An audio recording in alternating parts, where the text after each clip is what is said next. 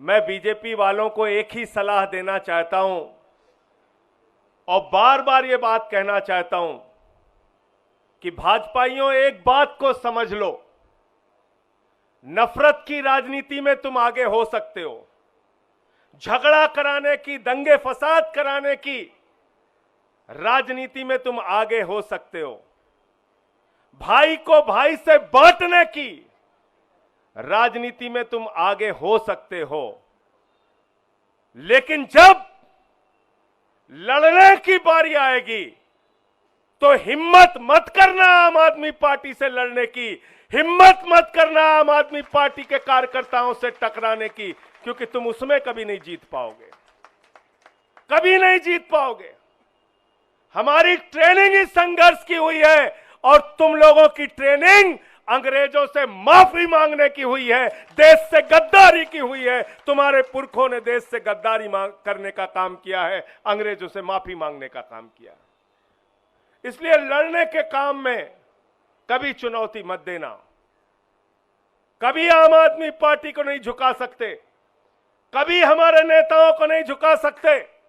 आपने हमारी पार्टी के मुखिया अरविंद केजरीवाल को जेल में रखा, मनीष सिसोदिया दिल्ली के शिक्षा मंत्री जिन्होंने दिल्ली के लाखों बच्चों के लिए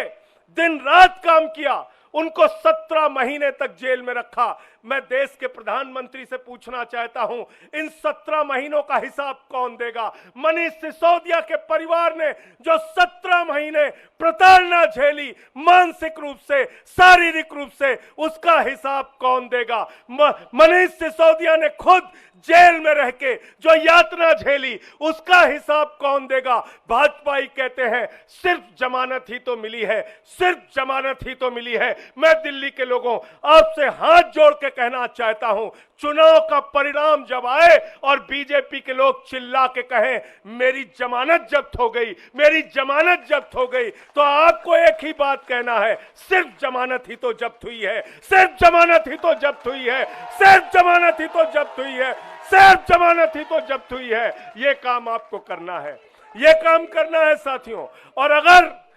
अरविंद केजरीवाल से प्यार करते हो, मनीष सिसोदिया से प्यार करते हो, सत्येंद्र जैन से प्यार करते हो, इस पार्टी से प्यार करते हो, तो आज ही से जुट जाना और चुनाव के बाद एक एक भाजपाई से मिलकर कहना सिर्फ जमानत ही तो जब्त हुई है, सिर्फ जमानत ही तो जब्त हुई है, सिर्फ जमानत ही तो जब्त हुई है।